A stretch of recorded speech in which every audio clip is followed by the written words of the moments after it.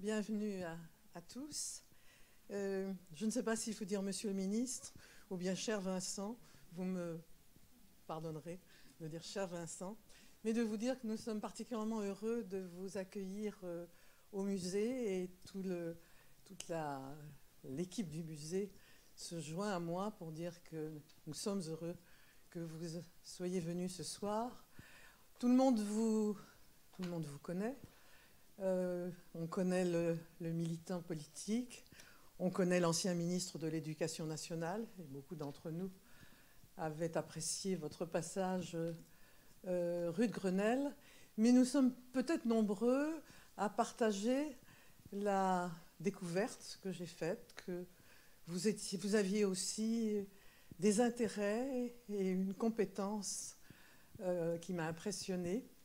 Des études juives. On ne le savait pas et on l'a découvert. Et personnellement, après nos premières relations au nouveau colloque des intellectuels juifs, j'ai eu l'heureuse surprise de recevoir votre livre de 2022 sur Joseph Salvador, qui est un livre qui m'a vraiment impressionnée. Et je ne suis pas facilement impressionnée, à la fois par son érudition, ample, précise, et aussi par l'inscription dans ce courant de pensée et de réflexion qui réhabilite le franco-judaïsme et qui souligne à la fois la pleine identité juive et la pleine identité républicaine et les liens réciproques qui ont alimenté l'une et l'autre. Et dans cette mesure, vous êtes vraiment au cœur du projet de ce musée, qui est à la fois un musée républicain et un musée de la culture juive. Et donc, vous en êtes déjà membre en réalité. Alors nous sommes donc très heureux d'entendre le dialogue que vous allez avoir avec M. Nickman en relation avec Academ, de sorte qu'il sera enregistré à la fois sur Academ et sur le site du musée. Et je profite de cette occasion, encore une fois, pour vous dire que le musée est à vous et que nous avons besoin de votre aide. N'hésitez pas à faire partie de nos adhérents. Ça nous va droit au cœur. Et en plus, c'est très utile vis-à-vis de nos tutelles. Merci.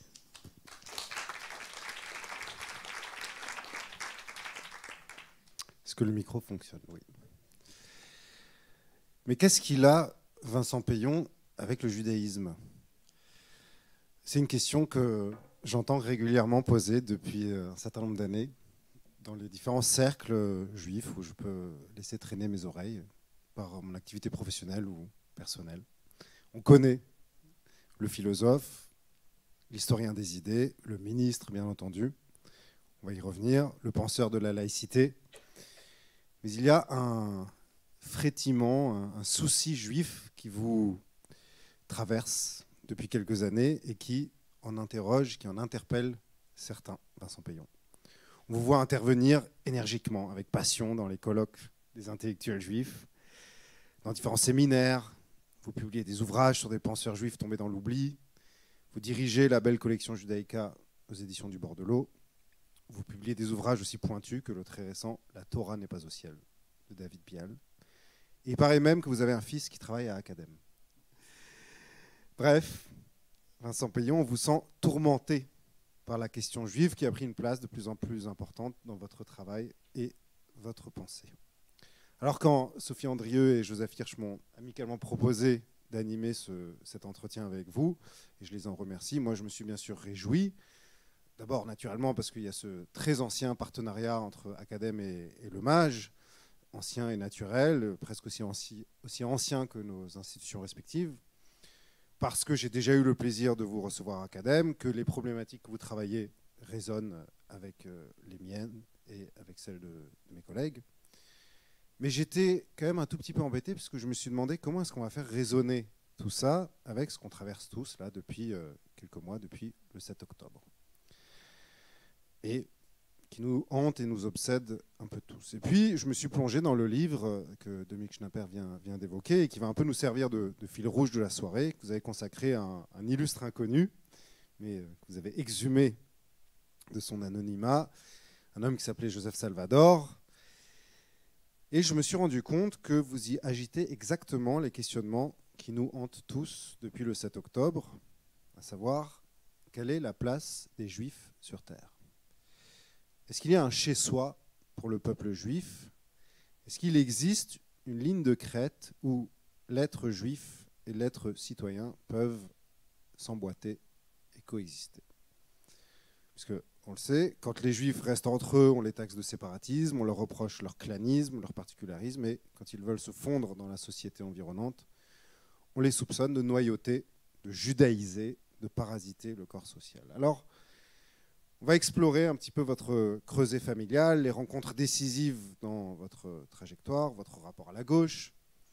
Et on finira quand même par le regard que vous portez sur la condition juive post-7 octobre. Je vais commencer par une question à laquelle il faut en général une vie pour répondre. Je vais vous demander de nous le dire en quelques phrases.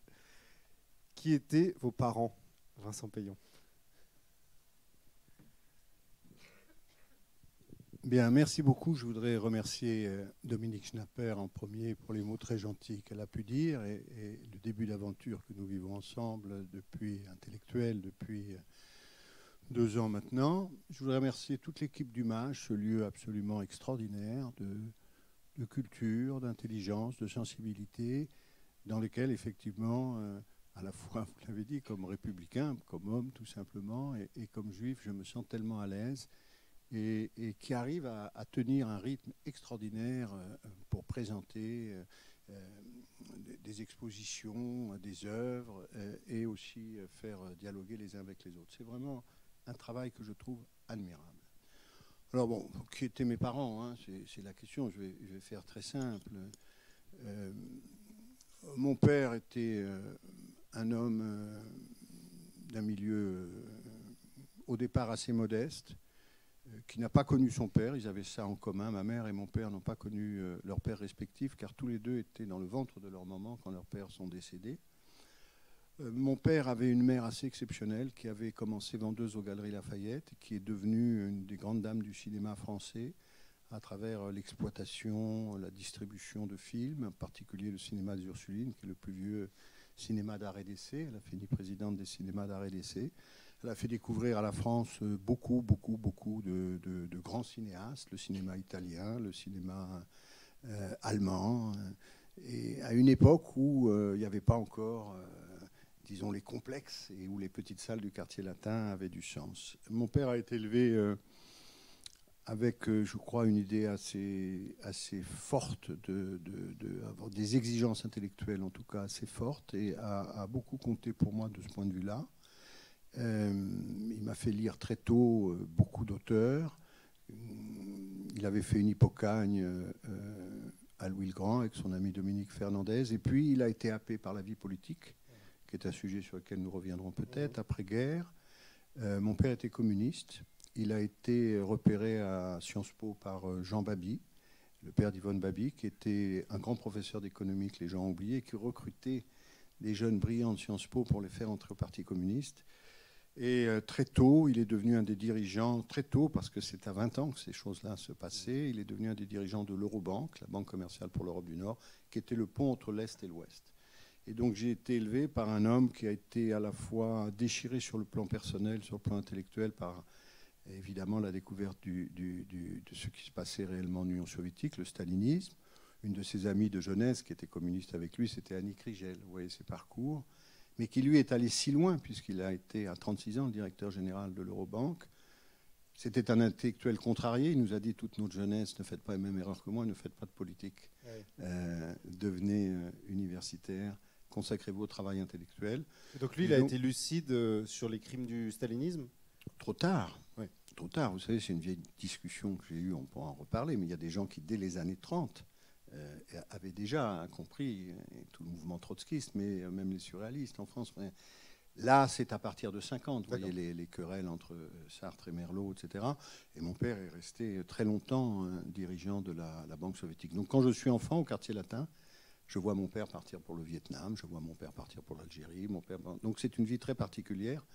Un jour, Alexandre Adler était venu me me voir en me disant il faut à tout prix que tu parles de ton père, que tu fasses quelque chose sur ton père, parce que tu vas avoir des responsabilités politiques, on en est certain, et la droite prépare quelque chose pour dire c'était un agent soviétique. Ça m'avait semblé d'une naïveté extraordinaire, parce qu'un type qui dirigeait l'Eurobank, évidemment, personne ne pouvait se faire d'illusions. Bon, Alexandre Adler aimait bien les histoires d'agents secrets. Il avait lui-même un père qui avait une double vie aussi, avec un foyer à Berlin-Est. Il a toute sa vie rêvé, Alexandre, d'écrire un livre sur son père. Et malheureusement, ce garçon qui avait tellement d'intelligence et de générosité n'a pas pu l'écrire. Bon, ça fait une formation intellectuelle très surprenante parce que les communistes, on l'a oublié. Alors ses amis s'appelaient Georges Charpak, Jean-Pierre Vernant. Les communistes de ces années-là sont des gens qui ont une exigence intellectuelle et même personnelle dans la conduite de la vie. Mon père était un homme rude. Il ne fallait jamais poser de questions personnelles. C'est pour ça que parler de soi n'est quand même pas un exercice facile. Et il m'a fait lire. Alors par exemple, je le dis devant Dominique Schnapper, mais très jeune. Mon père me dit... Et on avait tout Althusser à la maison, on en reparlera. Il me dit, tu veux comprendre quelque chose à Marx, tu lis les leçons de sociologie, les étapes de la pensée sociologique d'Aron, c'est le meilleur texte sur Là, Marx. vous aviez quel âge, là? Jeune. Le texte d'Aron doit être, c'est les leçons, je ne sais pas, de 75, je n'ai plus ça en tête, mais enfin, oui, un peu plus tôt, 65. Voilà, donc non, il a été très formateur sur le plan intellectuel, y compris parce qu'il n'avait pas pu. Alors ma mère, c'est autre chose. Ma mère, c'est Excusez-moi juste vous interrompre. Là, votre père, c'est le côté non juif de la famille. Absolument. C'est ça. Ma famille, jusqu'à après-guerre, il n'y a, j'ai vu ça récemment, aucun mariage mixte du côté des Blum ou des Judas. Et les 3 enfants de ma grand-mère, donc ma mère, et Étienne-Émile Beaulieu et Suzanne de Bonhoff, les 3 enfants ont fait des mariages mixtes après la guerre, alors qu'il n'y en avait pas eu pendant... des siècles. Et donc ma mère épouse, par l'intermédiaire d'Irène Borten-Krivine, et donc la famille Krivine, c'était tout ça, c'est les juifs de gauche, les juifs d'extrême gauche. Mon père, qu'elle connaît dans un congrès, un pays de l'Est en 1948. Et ma mère, elle, c'est tout à fait différent. C'est une famille juive d'Alsace. Son père est professeur de médecine, un professeur important. C'est une famille qui a à la fois une branche intellectuelle, une branche industrielle, comme souvent. C'est beaucoup plus bourgeoise que mon père. Et la religion, c'est la science, c'est la République, c'est les études. Tout le monde doit être professeur de médecine, professeur au Collège de France, professeur, etc. Et ma mère, elle, est comme son frère, comme son père, médecin, et comme son père, comme son frère, endocrinologue. C'est une femme qui est très engagée aussi sur le plan politique. Après-guerre, qui est donc communiste, qui restera, elle est décédée il y a maintenant 2 ans, qui restera jusqu'à la fin de sa vie quelqu'un de très engagé et en même temps comment vous dirais-je, aussi, je dirais, d'assez très rigoureuse dans ses comportements et dans ses attitudes. Et où est-ce qu'elle était pendant la guerre, votre mère? Ils ont été réfugiés. C'est une chose qui... J'ai compris très récemment, surtout vous vouliez que je parle du 7, j'ai une fille qui vit en Israël, mes petits-enfants sont en Israël, j'ai eu très peur, et je leur ai demandé de revenir tout de suite. Ils sont repartis depuis. Et vraiment, j'étais pris d'une crise d'angoisse épouvantable en me disant c'est ma responsabilité d'aîné de les faire revenir. Elle ne voulait pas. Et en réalité, j'ai compris quelque chose que ma mère m'a toujours raconté, qu'elles avaient été sauvées parce que l'oncle Francis était venu les chercher à Neuilly, où évidemment l'appartement, les biens ont été spoliés. Et ils sont partis pour Royan dans une petite 4 chevaux. J'ai la photo sur mon bureau, la petite voiture, parce que ma grand-mère était veuve. Et donc son frère vient la chercher le lendemain. Il frappait à la porte. Et j'ai toujours eu le sentiment d'un danger. Et j'ai toujours été élevé, je me suis rendu compte de ça très tardivement, par cette idée, j'ai été élevé par quelqu'un qui a toujours, qui a toujours eu peur, en réalité. Des gens qui ont toujours eu peur. Ça arrive même aux anciens ministres, là. Oui, parce que déjà, on conversait avant, je n'y ai pas pensé. Oui. Donc cette peur est quelque chose d'omniprésent. Mais c'était une peur omniprésente, mais latente. Donc c'était jamais formulé. Vous disiez, vous sentiez ça. Ma mère a été hospitalisée il y a 5-6 ans, et avec mon frère, on l'a accompagnée. Et à ce moment-là, elle nous a dit une chose qui était très, très particulière. Elle nous a dit, vous ne leur dites pas qu'on est juif. Non. C'était quand même un peu curieux, parce que je n'avais pas prévu de leur dire, pour vous dire la vérité. Et là-dessus, son obsession jour après jour, c'était ils vont prendre mes papiers. Ah oui. Prenez les papiers, ils vont prendre les papiers. Donc quand le grand âge arrive, des choses essentielles reviennent. Je dois dire que les médecins ont été formidables, ils ont compris. Et évidemment, ça nous a dit quelque chose. Si vous parliez, il y a d'ailleurs un enregistrement, parce que j'ai une petite nièce qui est journaliste, qui a voulu faire parler ma mère. Oui. Et elle dit toujours la même chose que j'ai retrouvée dans un courrier. Si vous lui parlez de la plus belle époque de sa vie, elle vous expliquait toujours que c'était la guerre. Oui. Il dit, mais la guerre, c'était formidable. Oui. Pourquoi ? C'est quand même un peu curieux. Alors, c'était la liberté, elle ne sait pas vous dire, elle vous dit ça. Et elle vous dit quelque chose de plus provocateur encore, qu'elle a donc enregistré, mais que j'ai retrouvé dans un courrier. Elle s'est échappée avec sa sœur, elle devait être à Grenoble ou Annecy, je dois dire, je ne sais plus exactement, le jour de la libération de cette ville. Et elles descendent, sans le dire à leur mère, elles sont des grandes adolescentes, elles ont 15-17 ans. Elles descendent et elles voient des femmes en train d'être tondues. Elle remonte et elle dit encore quand elle a 90 ans, à sa petite fille, elle dit, le pire jour de ma vie, c'est le jour de la libération, quand j'ai vu les femmes être tondues. Les êtres humains sont complexes. C'est très, très curieux.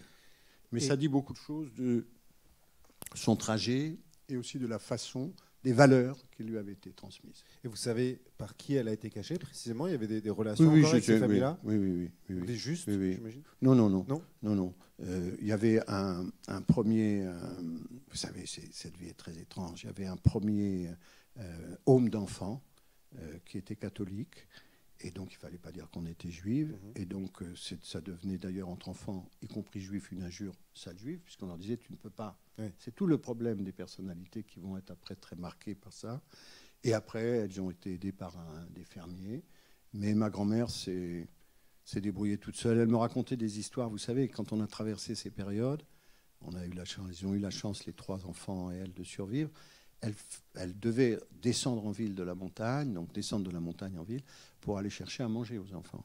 Et elle vous expliquait qu'il y avait ce qu'on appelait les physionomistes. Les nazis, les SS mettaient des gens pour reconnaître les profils juifs sur les quais de gare. Et elle me regardait comme si elle avait été vraiment un agent secret. Elle me disait, mais moi, je mettais ma voilette. Je me disais, elle a vraiment eu la chance quand même, parce que si vous êtes physionomiste, vous allez, la dame avec la voilette, vous allez lui demander... Vous disiez que dans les derniers moments de sa vie, elle avait peur qu'on révèle sa judéité. Durant votre enfance, c'était un sujet qui était tu, du coup ? C'était Qu'est-ce que ça pesait, la judéité, à la maison chez vous, quand vous étiez enfant ? Bon, il y a eu 67, il y a eu 73. Vous saviez que vous étiez juif ? Vous-même ? Je ne sais pas si je le savais. Alors, c'est une réponse un peu socratique. Et en tout cas, ça n'était pas présent, ni par les pratiques, les coutumes, ni par l'engagement religieux. On pratiquait rien. Le communisme, le rationalisme, le scientisme, la philosophie. Pas Yom Kippour non. Rien. On avait des amis, on se regardait un peu en chien de faïence.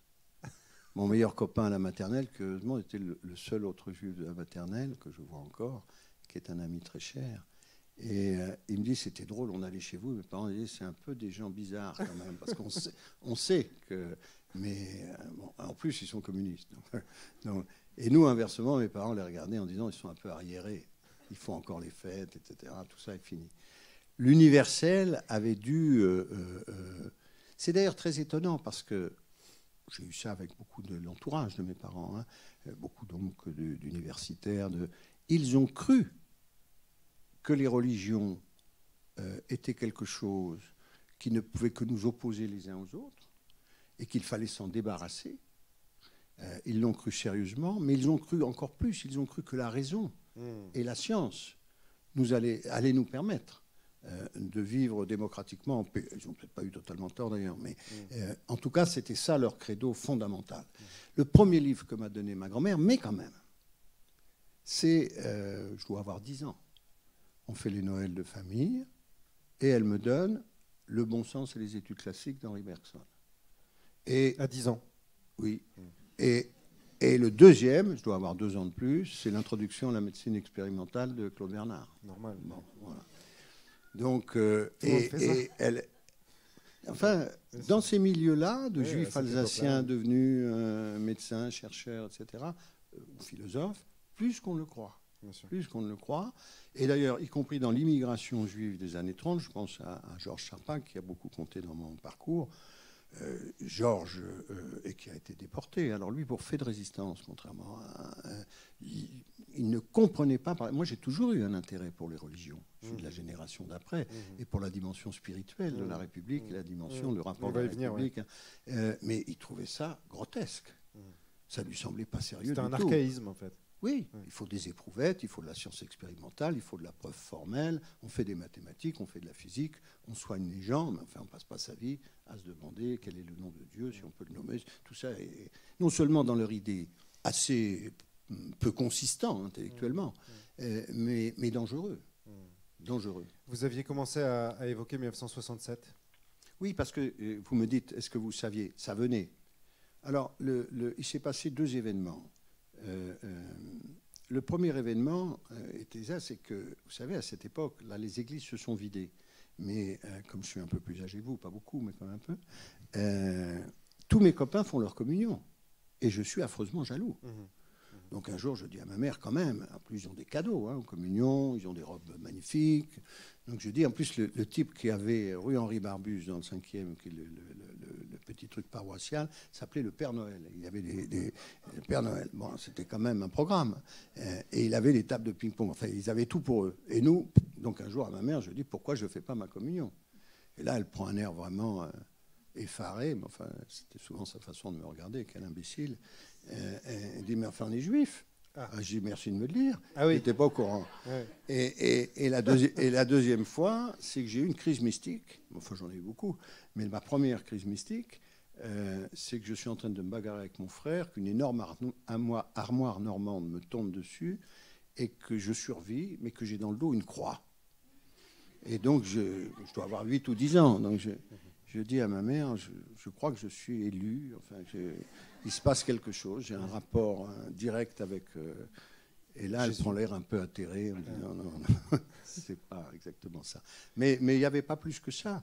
Et ma grand-mère continuait de s'appeler Bloom. Vous ne parlez pas de la Shoah, par exemple, à la maison, indépendamment du parcours de votre mère. C'était pas un sujet.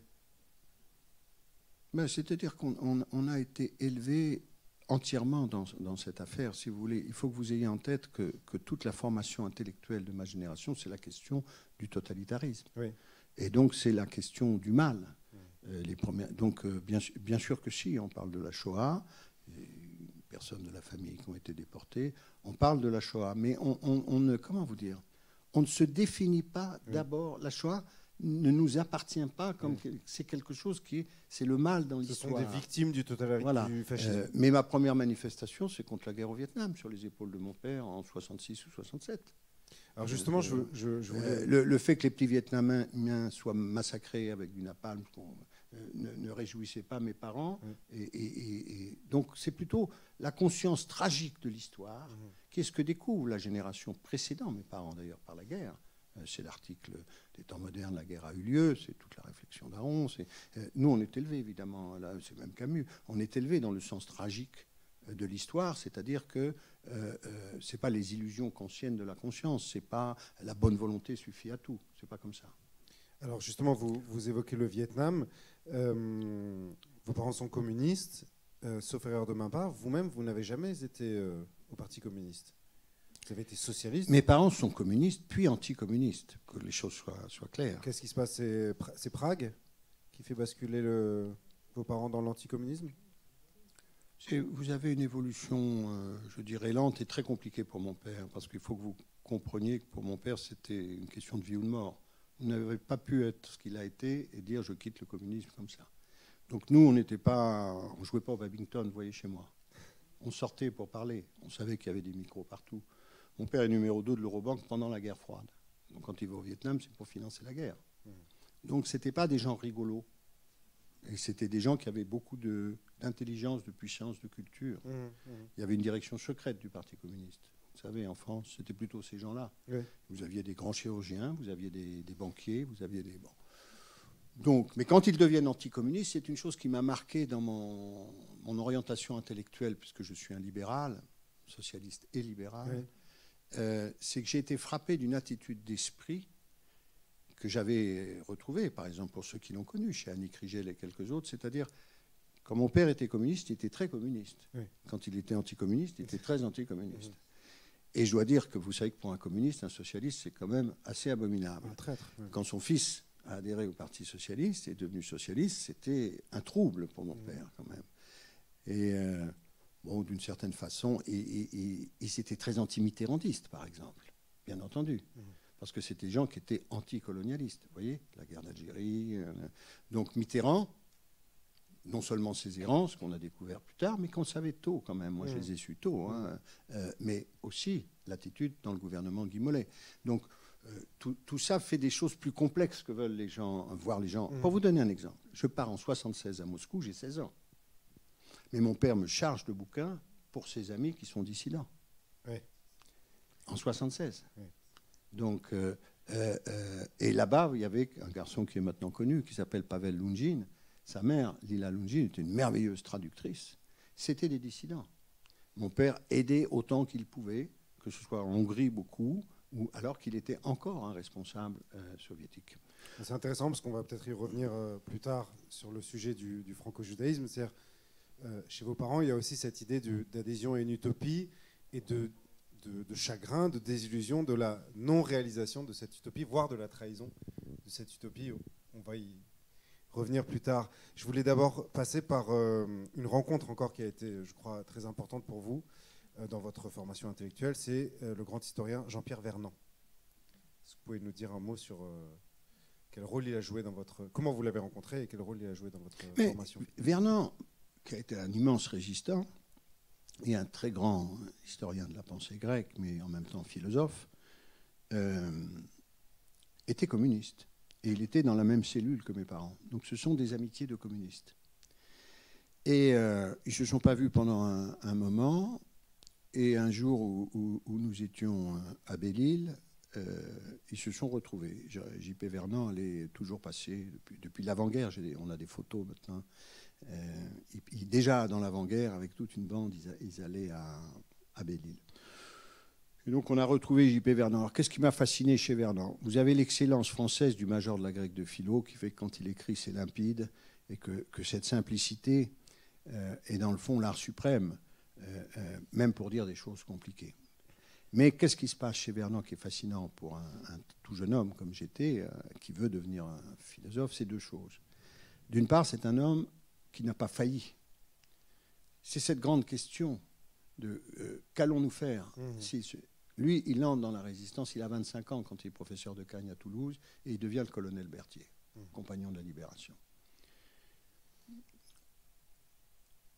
Pour vous dire les choses, et la deuxième chose, et je reviendrai à ça après pour vous dire ce qu'était un homme comme lui, la deuxième chose, c'est que il m'a appris, ceux qui ont connu Vernant le savent, c'est-à-dire la simplicité, la gentillesse. C'est pas parce qu'on a beaucoup lu, ou c'est pas parce qu'on vient d'une bonne famille, ou c'est pas. C'était le tutoiement, c'était mon gentil. C'était je parle avec tout le monde, c'était je joue au volley, je suis quelqu'un de. Et c'est pareil dans le travail intellectuel. On parle. On marche sur un chemin de la lande et on parle. Tu as lu Humaine de Biran, qu'est-ce que tu en penses? Ernst Cassirer, et comment? Et pourquoi? Et je te raconte une histoire. Une sorte d'intégrité, en fait. Intégrité, au-delà d'intégrité, c'était un héros. Mais vous savez, il est venu un jour, Lida, sa femme, qui était une juive russe, et Vernant, les gens ne le savent pas, mais était juif par sa mère, a été très malade à la fin de sa vie et s'en est occupé au maximum. Et un jour, il y avait une petite maison sur la côte sauvage et moi j'étais seul. Dans cette maison, je lisais Aristote, etc. Et de temps en temps, pour se reposer, il venait avec son vélo. Et un jour, il était 11h du matin, on buvait du whisky tous les deux. Il avait besoin d'un remontant. Et il m'a dit ce qui est maintenant, je l'ai lu dans les articles de son petit-fils, qui est un grand historien de la résistance, Julien Blanc. Il m'a dit quelque chose qui est vraiment très fort sur ces gens qui se sont engagés, et qui était d'ailleurs dans les réflexions même de Merleau-Ponty après-guerre. Il dit, et qui est une grande leçon pour moi, il me dit, écoute, j'avais un élève, je ne voulais pas que mes élèves s'engagent dans la résistance parce que j'avais peur pour eux. Et je ne voulais pas être responsable, qu'ils me prennent comme modèle. Mais j'ai un élève, un Talas, c'est-à-dire ceux qui allaient à la messe, qui s'est engagé quand même, et puis ils l'ont arrêté, ils l'ont torturé, il est mort. Il ne pouvait pas en parler sans en pleurer. Mais à ce moment-là, il me dit, tu sais, dans la résistance, et dans le fond, c'est une leçon extraordinaire pour nous, politiques. Moi, j'étais communiste. Lui, il était de droite. Mais à ce moment-là, et il y en avait d'ailleurs qui étaient passés par l'Action française ou d'autres, on a tous été ensemble dans ce combat-là.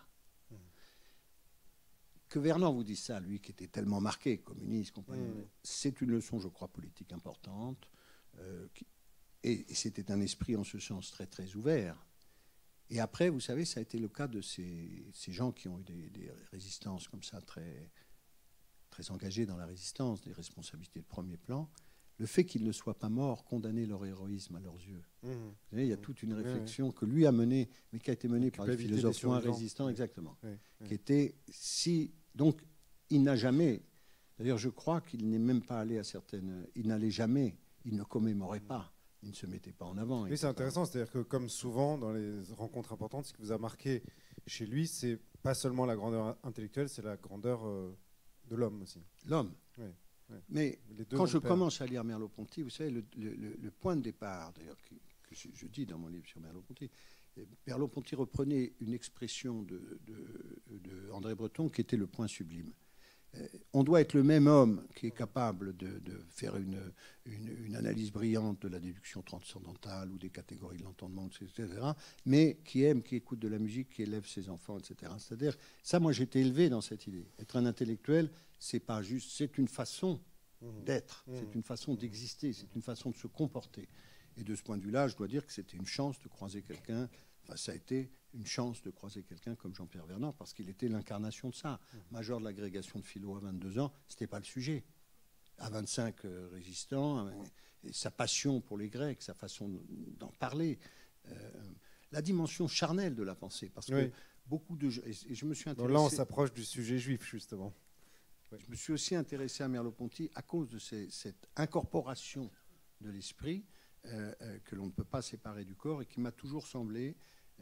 je n'aime pas qu'on tranche l'individu en petits morceaux, qu'on le saucissonne. Je voulais clore ce chapitre mishpachologique sur votre famille. Vous avez parlé du Père Noël tout à l'heure. Il y a un autre personnage folklorique qui est en famille avec vous, c'est l'éléphant Babar. Vous pouvez nous raconter ça en 2 phrases? Non, ma tante Suzanne de Brunoff, qui était une économiste marxiste, j'ai eu le bonheur de découvrir qu'elle avait eu des élèves comme Dominique Strauss-Kahn et Daniel Cohen, mais qui était une femme quand même très marxiste. Hein, et c'est les années Althusser de l'école normale, qui était directrice de recherche au Sénat. Ça a épousé Mathieu de Brunoff, qui était un merveilleux pédiatre. Et Mathieu de Brunoff était le fils de Laurent de Brunoff. Et donc c'est la famille de Brunoff des Babars. Donc on a été élevé avec des Babars. C'est les Juifs et les éléphants. À la maison. Oui, enfin, eux, ils ne sont pas juifs. Hein, mais c'est vous, oui, c'est nous les juifs, oui, c'est vrai. Et les éléphants, c'est eux, c'est ça. Il y a aussi les éléphants du Parti Socialiste. Oui, il y a des éléphants partout. Vous allez bien, ça va? Ça va. Parce que vous savez qu'on dit quand on voit des éléphants partout, c'est pas bon signe. Hein. C'est l'éléphant dans la pièce. Ouais. Alors, moi, comme vous l'avez rappelé tout à l'heure, je suis un peu plus jeune que vous, j'ai 41 ans, et je me souviens, enfin en préparant cet entretien, je me suis souvenu de la première fois où j'ai entendu parler de vous. C'était pendant quand vous étiez aux affaires, hein, sous Hollande, et j'ai entendu votre nom, et je me rappelle du moment où j'ai découvert que vous étiez juif. C'était dans la bouche de Alain Soral, voilà, le grand antisémite. J'avais l'âge où on s'intéresse à ces choses-là. Et je me rappelle qu'il avait dit Vincent Payon, c'est-à-dire Vincent Blum. Il a dit Vincent Payon, c'est-à-dire Vincent Blum, voilà, pour révéler sa judéité. Et c'est là que moi j'ai découvert que vous étiez juif. Le sujet de l'antisémitisme, à quel moment vous vous y êtes cogné pour la première fois? Non, personnellement, je ne peux pas dire que je me sois heurté à l'antisémitisme. D'abord parce que je suis bien dissimulé. J'étais très blond avec les yeux bleus et je m'appelais Payon. Donc il fallait vraiment que moi-même je lève la main en disant, vous savez, il y a un juif dans la salle. Ça m'a d'ailleurs permis, c'est très intéressant. Vous voyez, c'était une vieille affaire déjà chez Platon. Là, nous disait, c'est celui qui disparaît, donc on pourrait tout voler. Mais du coup, j'ai entendu des choses parfois, Ah oui. puisqu'il n'y avait pas de juifs dans la salle, donc on Ah pouvait oui. parler tranquille. Donc, même en politique, hein. Ouais. C'est intéressant. Je ne peux pas dire que je me suis heurté. La seule fois publiquement, c'est quand ma fille est partie vivre en Israël et que certains imbéciles, je dois dire, ils ont été repris par la droite. Alors l'extrême droite, oui, sans doute, on m'a montré des trucs, mais se sont attaqués dans l'Assemblée nationale à mes enfants, enfin à ma fille. J'ai trouvé d'ailleurs qu'il y avait très peu de défense des uns et des autres. C'était très étrange. Qu'après, un jeune militant de droite a commencé à dire quelle intégration républicaine. Bravo à un ministre de l'Éducation qui a des enfants qui s'appellent Salomé, Maya, Isaac, Élie. C'était un peu surprenant. Mais c'est resté assez superficiel en vérité. Pour moi, c'est superficiel. C'est-à-dire que j'ai des amis qui souffrent, et aujourd'hui encore, de vrai antisémitisme. Moi, je n'ai jamais été victime. J'ai été victime, c'est assez curieux, d'agressions sur ces sujets, mais sur des malentendus complets liés à mes travaux sur le protestantisme. Ah. Donc ça, c'est tout à fait autre chose. Mais non, moi, personnellement, je ne peux pas dire que j'ai été victime d'antisémitisme.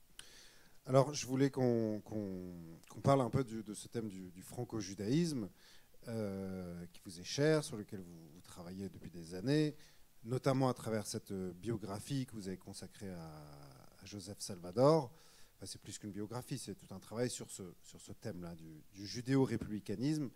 Et souvent, vous savez, quand quelqu'un fait des recherches sur un sujet, on en apprend autant sur l'auteur que sur l'objet de sa recherche. Il y a une sorte de ventriloquie qui s'installe entre l'auteur de la biographie et l'objet de sa recherche. À quel moment ça vous a pris cette passion pour ce franco-judaïsme, ce modèle judéo-républicain? Bon, si vous voulez, si on réfléchit très simplement, là c'est le prof qui va vous parler, vous lui accordez 30 secondes. Les deux plus grands philosophes avant-guerre, ils s'appellent Léon Brunswick et Henri Bergson. Tiens, ils sont juifs. D'accord ? Vous allez après-guerre, vous en trouvez quelques-uns aussi. Bon. Vous avez des figures, parce que je me rends compte que finalement, ma grand-mère, elle avait des grands hommes, et ils s'appelaient Pierre Mendès France, Léon Blum, elle s'appelait Simone Veil aussi, pour qui elle avait une très grande admiration. Bon, il y a un judaïsme français qui a marqué la France, qui se sent bien en France, qui a voulu s'investir en France. Moi, j'ai été élevé dans cette tradition-là. J'ai lu Brunswick, j'ai lu Bergson, avec passion, bon, très bien. Mais jamais, non plus en mettant un coefficient, j'ai lu Aron sans me dire je lis un juif. Je lis Bergson sans dire je lis un juif. Bon. Lorsqu'on lit les deux sources de la morale et de la religion, on est amené à réfléchir, quand on est un universitaire, à la façon dont Bergson pense le judaïsme, le christianisme. Mais voilà. Et quant à Brunswick, qui était plutôt sur les mathématiques, la physique, etc. Bon. Donc, ce terreau-là existe, mais pour moi, va de soi dans la République, va de soi dans notre histoire, ne pose pas de problème, y compris comme homme politique. Vous savez bien que, parce que beaucoup me disent, mais on ne savait pas avant, mais on ne devient pas un député français, j'ai été député 20 ans, ou un ministre français en disant, en tant que juif. C'est pas ça qu'on veut dans la République. Et on ne vient pas en tant que protestant, que catholique, on vient en tant que citoyen républicain. Et on a les croyances qu'on veut ou l'héritage que l'on veut de l'autre côté. Bon. Donc cette question n'existe pas pour moi. Il y a deux choses qui me posent problème à un moment. C'est dans le fond, c'est le fait que la lecture, je dirais, d'Hannah Arendt, que je trouve totalement déplacé sur la question du judaïsme français. En gros, la matrice, c'est le judaïsme français, c'est un judaïsme de couards qui veulent s'assimiler à tout prix, être connus, avoir la Légion d'honneur et qui ne défendent pas d'identité. Sont voués à disparaître, à l'autodisparition en fait. Oui, mais en plus, ce sont donc, y compris pendant l'affaire Dreyfus, etc., tout ça qui sont des contresens historiques par ailleurs, parce que Hannah Arendt et l'histoire, ça fait deux. Là-dessus, je lis le livre. D'ailleurs, sur le conseil de mon ami Pierre Moscovici, je ne l'avais pas lu. Je suis en Belgique, je lis les livres de Marius, l'historien canadien qui est inspiré par et sur les Juifs de France à l'époque de Vichy. Et je vois les mêmes, que moi je connais bien cette époque comme historien des idées, les mêmes contre-vérités sur le judaïsme français, sur le grand rabbin Zadok Khan. Et je me dis, c'est quand même très très étrange. Alors là-dessus, Je rajoute quelque chose, c'est-à-dire que j'ai une passion pour la pensée française, dont je me suis toujours occupé. Et cette passion fait que j'ai été très sensible à quelque chose, y compris dans mes études, c'est que lorsque vous étiez un bon élève, il fallait aller en Allemagne. Et quand on passait l'agrégation, il fallait connaître Kant, Hegel, Schelling, d'accord, Leibniz, mais Malebranche ou la philosophie française était moins connue. Quand je commence à lire Merleau-Ponty, tout le monde me dit « Ah, ben, si tu veux comprendre quelque chose à Merleau-Ponty, il faut lire Husserl et Heidegger. » Et moi, en fait, ce que j'ai fait il y a 40 ans, c'est dire « Non, il faut lire Bergson. Si vous voulez comprendre quelque chose, il a écrit 3 textes sur Bergson, voire Brunswick d'ailleurs, mais il faut lire Bergson. » Donc, c'est-à-dire qu'il y a toujours ce rapport à la France qui est très curieux. Maintenant, réfléchissez à cette même question sur le judaïsme. On parlait tout à l'heure de Martin Buber. Moi, je lis, parce que j'aime lire, donc je lis. Mais qu'est-ce que je lis? Je lis des choses sur des juifs allemands. Et à un moment, je me pose la question, j'ai une famille de juifs français. Donc, je me dis, mais alors nous, on n'avait personne. Et cette question est aussi une question. Alors, non seulement on est des couards, on rase les murs, on veut la Légion d'honneur, on ne défend pas les nôtres quand ils sont attaqués. Ça va très loin chez Arendt, d'une certaine façon. Ce qui nous est arrivé, nous l'avons mérité, ce qui est quand même assez désagréable quand on est une victime de passer pour son propre bourreau. Donc tout ça m'irrite un peu. Et par ailleurs, je me dis, mais il y a un vide. Alors, donc il y avait un mouvement de double réhabilitation, en fait. Et du point de vue français et du point de vue juif. Et après-guerre, il y a quand même le mouvement d'André Neher, d'Emmanuel Levinas, que je connais aussi, que je lis. Et je me dis, mais il n'y avait pas quelque chose avant? Parce qu'eux viennent et tirent les conclusions en disant, dans le fond, le judaïsme doit reprendre possession de lui-même, au moins du point de vue culturel et intellectuel, mais aussi vis-à-vis de la tradition et sans doute de l'étude. Et donc, c'est là que je me mets, si vous voulez, en mouvement comme historien des idées. Et j'ai eu un grand bonheur, parce qu'il n'y a rien de pire que d'être un monsieur qui vieillit, surtout quand vous êtes un chercheur. Par exemple, je suis invité à l'École normale supérieure dans un mois à faire un colloque. Sur quoi je vais faire le colloque? Sur Merleau-Ponty. Mais Merleau-Ponty, j'ai écrit mon livre il y a 35 ans. Quand vous êtes spécialiste de quelque chose en France, vous êtes spécialiste à vie. Donc vous êtes un type qui se répète, un gaga. Vous voyez? Donc le grand bonheur, ça peut être tout d'un coup, j'en parle souvent avec mes amis chercheurs, d'ouvrir un nouveau champ de recherche. Vous voyez, de partir dans une aventure. Et en gros, il y a peut-être 15 ans maintenant, tout d'un coup, je me suis dit, j'y vais. Je vais lire tout. Je rajoute encore quelque chose. Parce que c'est une façon de rendre hommage à quelqu'un de votre génération, ce qui est souvent rare. Je lis un article d'un type qui s'appelle Joël Seban, que vous avez d'ailleurs fait venir à Acadème, dont je vois il a le pédigré parfait, normalien, agrégé, docteur, il est à Harvard, et il fait un texte sur un type qui, en 1828, explique que c'est tout à fait normal que les Juifs aient tué Jésus, qui était d'ailleurs un des leurs, parce qu'ils ne respectaient pas les règles. Ça fait un certain scandale à l'époque. Bon. Et je me dis, ça c'est quand même drôlement intéressant, parce que c'est un auteur français qui assume une position très offensive vis-à-vis du christianisme. Qui est ce bonhomme que je découvre donc par Joël Seban. Et c'est une des entrées que j'ai, on va dire, dans cette affaire du judaïsme français après la Révolution. Est-ce que, parce que vous décrivez ce Joseph Salvador comme quelqu'un finalement d'assez marginal, de très solitaire aussi, très solitaire. Est-ce que vous aussi vous sentez seul? Parce qu'on a l'impression que vous êtes dans cette quête, quand on vous lit, vous êtes dans cette quête d'un judéo-républicanisme vous dites qu'il a existé, pas très longtemps en tout cas. Vous allez nous le dire. Est-ce que vous avez l'impression d'être un peu le dépositaire de quelque chose d'extrêmement précieux, d'une sorte de limbe du judaïsme? Non, pas du tout. Pas du tout. Le reproche que je me ferais, moi j'ai beaucoup d'admiration, si vous voulez, ça c'est une grande tension que connaissent tous les gens qui font de la recherche ou qui écrivent. Précisément, j'ai fui la solitude. La solitude qui est peut-être nécessaire pour faire une œuvre. Bon. Donc j'ai travaillé.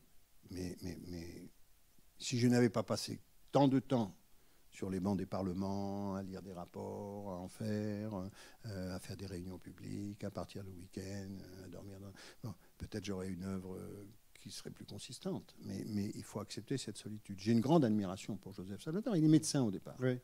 Il sort ce livre Les lois de Moïse ou le système politique des Hébreux. C'est en 1822. Il a 26 ans. C'est un livre extraordinaire. Benjamin Constant le lit, il dit c'est incroyable ce qu'on lit là-dedans. Mais il voit bien que les gens ne comprennent pas vraiment. Puis il y a l'histoire des institutions, 1828, avec cette histoire. À ce moment-là, ils la cernent mieux du procès de Jésus. C'est ce qui les intéresse. C'est comme aujourd'hui, hein. Ce qui plaît, c'est ce qui fait du buzz. Bon, parce que le livre, il fait 2 volumes et il est extrêmement consistant sur ce qu'on appelait la République des Hébreux et la loi de Moïse. Mais là, il y a une provoque. Bon. Donc du coup, ça fait... Et là, il dit, mais cette affaire est sérieuse. Parce que, et ça c'est une question fondamentale, et très, très actuelle, dans le fond, on parle de judéo-christianisme. Bon, ils ne sont pas très bien entendus les uns avec les autres pendant, même si on peut dire que nos amis chrétiens, c'est une secte juive. Mais malgré tout, derrière, c'est assez violent. Bon. Et donc, cette histoire n'existe pas. Il dit, donc là, on est au nœud de quelque chose. C'est pour ça que j'aimais aussi beaucoup André Neher. C'est-à-dire, il dit, intellectuellement, je ne vais pas chercher à réconcilier les deux. Je veux les réconcilier, Jules Isaac, après 45, il n'y a pas de problème. Mais intellectuellement, c'est 2 options. Rome et Jérusalem, c'est 2 options différentes. Vous avez Athènes, j'en parle pas là, mais Rome et Jérusalem, c'est 2 options éthiques, politiques, philosophiques différentes. Et il durcit le trait. Mais il dit, cette affaire, elle est complexe. Il faut bosser.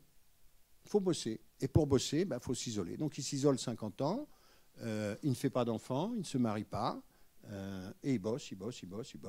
Ça nous laisse une œuvre formidable. Après, il a cet orgueil des savants. C'est-à-dire qu'à un moment, il dit, j'écris pas pour plaire, j'écris pour dire quelque chose qui est vrai et qui restera. Et nous, 2 siècles après, on est là. À un moment, on lui dit, mais vous savez, vous avez 500 lecteurs. Il dit, oui, c'est 250 de trop. Vous écrivez que cet homme, Joseph Salvador, c'est quelqu'un qui ne respecte aucune coutume, mais qui consacre sa vie à la défense du judaïsme. Comment ça fonctionne, ça? C'est un peu votre cas aussi aujourd'hui. Non, moi je ne suis pas le psychanalyste de Joseph Salvador. Ce qui m'a surpris, je ne suis pas non plus mon auto-analyse. Donc, non, mais ce qui est intéressant, monsieur, ce qui est intéressant, c'est qu'à Montpellier, qui est aussi, à même époque, naissance d'Auguste Comte, à Montpellier, vous avez un juif qui dit que par son père, il descend de la grande famille des Maccabées. Pas rien. Donc, c'est-à-dire, attention, hein.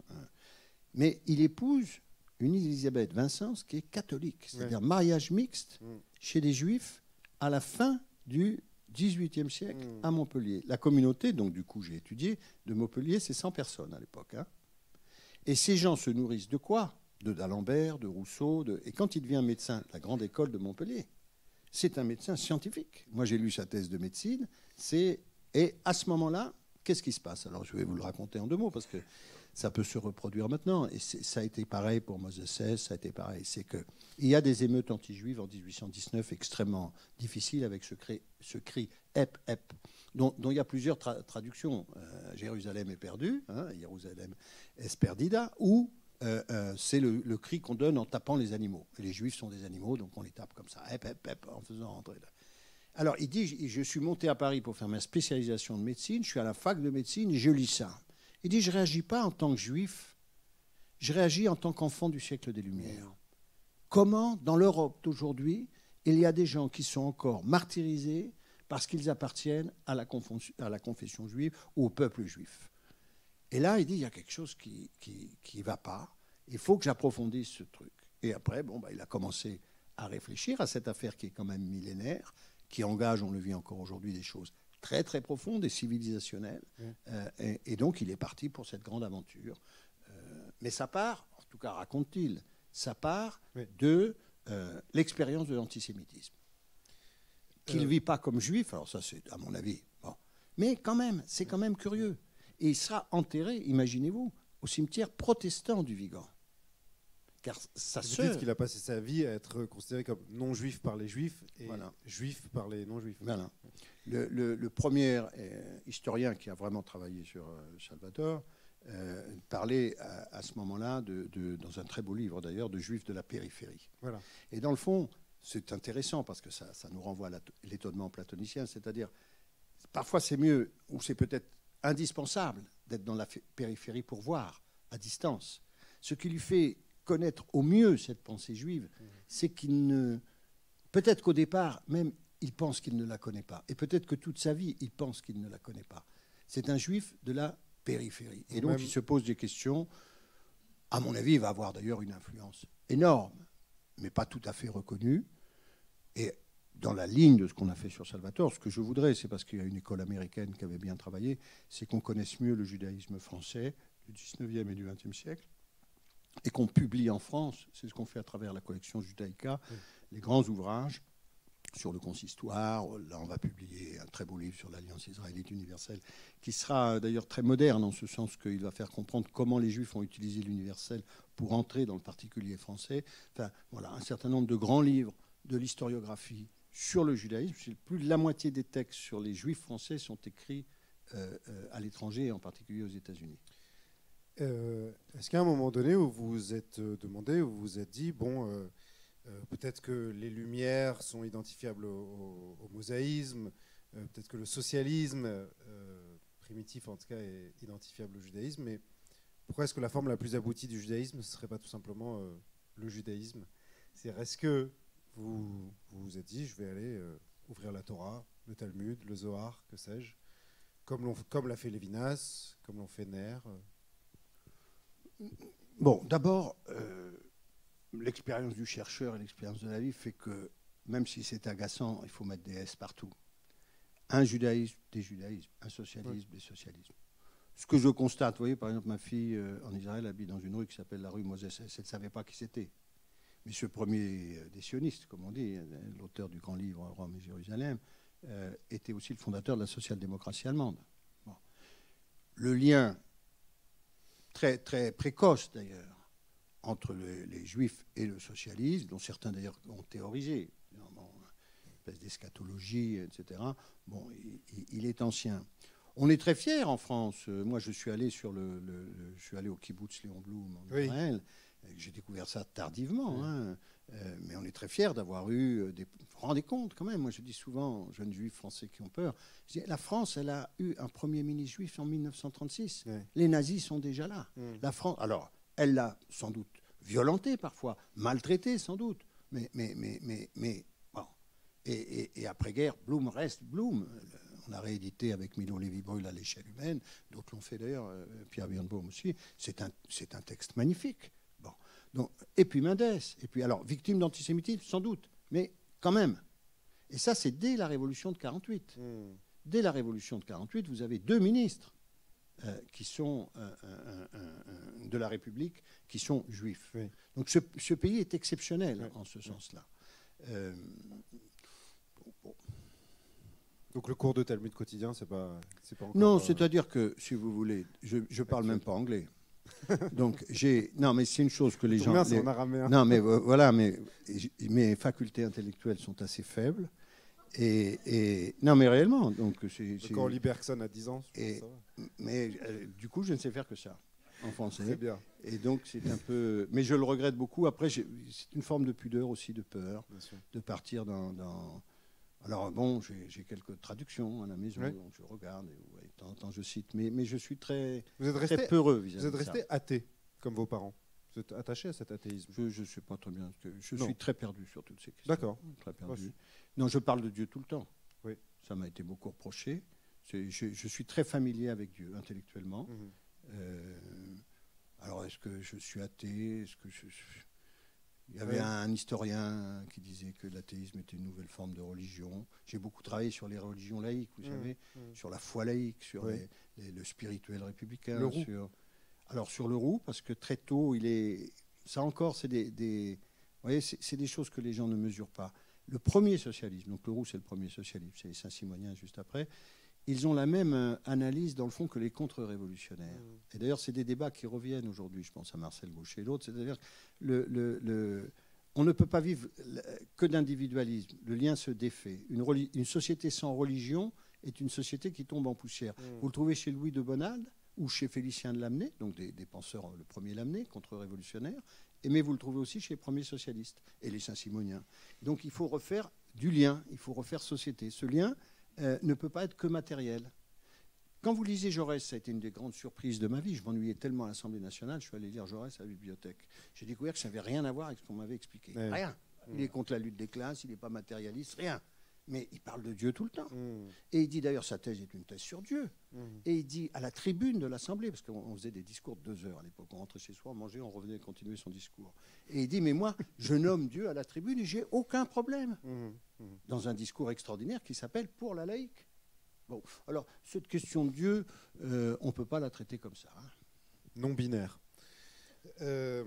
Puisqu'on parlait de Léon Blum, je voulais poursuivre sur la question de la gauche et des Juifs. Vous arrivez toujours où vous voulez venir, moi. Hein. En fait, à je chaque vous fois, connais, hein, c'est notre fois deuxième. On se voit, on parle ça de Jean-Luc, finit avec Mélenchon. Vous allez voir, il va me poser une question sur Mélenchon. Et je vous jure, je n'y ai pas pensé aujourd'hui. J'ai fait des tas de trucs, mais je n'ai pas pensé à Mélenchon. Et grâce à M. Honigman, je vais parler de Mélenchon. On va essayer de contourner comme vous avec la religion, on va tourner autour. On va passer de Dieu à Mélenchon, c'est quand même... Il n'y a que vous, il n'y a qu'à Acadème qui sont capables de faire des trucs pareils. Est-ce que vous êtes encore, est-ce que vous vous dites de gauche aujourd'hui, ou est-ce que c'est comme avec l'athéisme, vous ne savez pas? Ah non. Sur l'athéisme, c'est parce que je voudrais vous en parler des heures, mais je vous incite à lire mes œuvres complètes. Mais sur la gauche, oui, je crois que je suis né socialiste. Alors c'est un peu idiot, parce que ce n'est pas génétique quand même, je vais vous rassurer. Mais je crois que je vais continuer comme ça jusqu'au dernier jour de ma vie. Et je continue de croire. Alors socialiste, j'ai passé ma vie, vous le savez peut-être, à rééditer des livres de socialistes méconnus. Oui. Parce que le socialisme est un individualisme, comme disait, est un libéralisme, etc., etc. Donc toute cette tradition socialiste qui a été écrasée à partir de 1905, et l'unité dans la SFIO, par le guédisme, et donc le marxisme, si vous voulez, un marxisme d'ailleurs primaire, c'est pas ma tradition. Moi, ce que j'ai essayé de faire... D'ailleurs, Maurice Agulon disait d'une certaine façon, ce socialisme-là a tellement triomphé qu'il est devenu, tout le monde est socialiste d'une certaine façon. Vous voyez ce que je veux dire? La démocratie, le libéralisme, les droits à la retraite, l'accident du travail, l'assurance maladie. Mais tout ça, mon petit vieux, ça a été des combats. Qui les a menés? La droite? Jamais. Bon, jamais. Bon. Donc je suis socialiste et je resterai socialiste. Ça fait rire aujourd'hui, c'est un temps de moquerie. Oui. Ce n'est pas un temps très élevé hein, que nous vivons, mais je suis socialiste et je tiens à le rester. Ça vous chagrine le destin du socialisme? L'histoire a des respirations. C'est comme la France. La France a des grands moments et des moments d'abaissement. Bon. Les Juifs le savent. Bon, ma famille l'a su. Le socialisme, il survivra. Il faut qu'il se transforme. Il a une histoire à écrire. Il a un monde à comprendre. Mais non, peut-être ce qui surprend, ce que m'a dit un ami récemment, mais peut-être c'est lié à ce dont on parlait tout à l'heure, c'est pourquoi j'ai consacré personnellement tant de temps au Parti socialiste. Oui. C'est ça la vraie question. Vous êtes en fait fondamentalement plus un intellectuel. Ou que c'est l'État. Je me souviens quand je commence, en 1994, je suis chez Lionel Jospin. J'ai déjà fait ma première motion, parce que j'étais le seul de ma génération à diriger les courants. J'étais fasciné par ça. Et Jospin me dit, en 1994, c'est sa fameuse traversée du désert, c'est avant le retour de... Il me dit, mais pourquoi? C'est étonnant de Jospin que tout le monde voit comme l'homme du parti. Et il me dit, pourquoi tu t'intéresses? Ce qui est intéressant, c'est l'État. J'ai 34 ans, je ne comprends pas bien ce qu'il me dit, en fait. Mais je crois qu'il avait raison. Et après, si vous voulez, la période jusqu'à 97-2002, c'est encore une période de qualité où j'ai eu énormément de chance, parce que très jeune, je me retrouve à entrer au Bureau national. Je suis sans doute un des plus jeunes, par mes propres moyens. Je ne dois rien à personne, donc par ce que j'ai écrit, par mes textes, par les gens que j'ai convaincus. Mais je suis assis entre Jean Popren, Pierre Mauroy, Lionel Jospin. Ce sont des gens, les débats, ou même Henri Emmanueli, qui était quelqu'un perdu de vue, mais qui était un homme qui a une très grande libéralité intellectuelle. Il m'avait fait venir d'ailleurs pour la commémoration de la Première République. C'est comme ça que je suis entré dans ce monde-là. Bon, 2002 et la suite, ce que nous avons fait entre 2002 et 2012, c'est quand j'y repense, j'étais très investi, la fondation du nouveau Parti socialiste, Ségolène Royal, le traité constitutionnel, on s'est abîmé terriblement. Et on l'a d'une certaine façon payé au gouvernement. Pourquoi vous êtes abîmé, c'est-à-dire? Dans les combats internes, dans les petits jeux, ce serait très long de vous expliquer. Ouais. Après, sur le plan intellectuel, si ça vous intéresse, je crois que la grande affaire, c'est la suivante. La grande affaire, et on le voit avec ce qu'a été le mitterrandisme, c'est que la gauche française, la gauche démocrate française, n'a jamais réglé la question, et on l'a encore aujourd'hui, n'a jamais eu une doctrine qui fasse qu'elle n'oscille pas entre un espèce de populisme ou de posture protestataire ou de socialisme de tréteau, comme disait Jaurès, contre tout, racontant des choses qui ne pourront pas avoir lieu, etc. Bon, très bien. Ce qu'on appelle le sinistrisme, mais qui gagne dans les congrès. Oui. Bon, que Mitterrand a su exploiter, nationalisation, planification, l'accord avec Chevènement pour gagner. Ou encore Hollande avec la taxe à 75%, etc. Et de l'autre côté, lorsqu'on gouverne, et qui nous est reproché par nos électeurs, une espèce d'abandon à la vulgate libérale. Vous voyez, cette oscillation typique des socialistes entre, et donc dans le fond, une forme d'opportunisme et une forme de gauchisme, de maladie infantile. On en est conscient. Quand j'entre au Parti socialiste, j'entre avec Michel Rocard et Lionel Jospin, et à leur demande, celle de Dominique Strauss-Kahn aussi, de Pierre Moscovici, comme intellectuel, on doit essayer de trouver ce qu'on appelait le réformisme de gauche, c'est-à-dire une position où on peut gouverner tout en restant fidèle à la transformation sociale en fonction de nos valeurs. Rocard n'a pas mal gouverné de 88 à 91, et Jospin n'a pas mal gouverné de 97 à au moins 2000, 2002, on pourrait en parler. Bon. Donc c'est ça l'idée, mais nous n'avons pas réussi. Et quand, après l'échec terrible, puisque aujourd'hui on se dit le Front National va faire, ou le Rassemblement, 40%, mais enfin, le père bat Jospin à 17%. Et c'est un traumatisme pour nous historique. On est défait. Moi, je suis porte-parole du Parti socialiste. Quel échec pour nous. Bon. On se dit, il faut changer les choses. Il faut qu'on repense énormément de choses, le fonctionnement démocratique, la redistribution, tout ce que vous voulez, l'insertion dans l'Europe, etc. Et ça ne se fait pas. Et ça ne se fait pas. On finit dans les petits jeux politiciens auxquels... Je le dis avec beaucoup de sincérité et de tristesse, parce que je n'aurai peut-être pas beaucoup de vie, comme les chats. Il y a eu des années perdues, là. Je crois, en tout cas pour ce qui me concerne, que j'ai essayé à plusieurs reprises de faire bouger les choses, mais le constat, c'est un échec. C'est un échec qu'on retrouve d'une certaine façon au gouvernement après.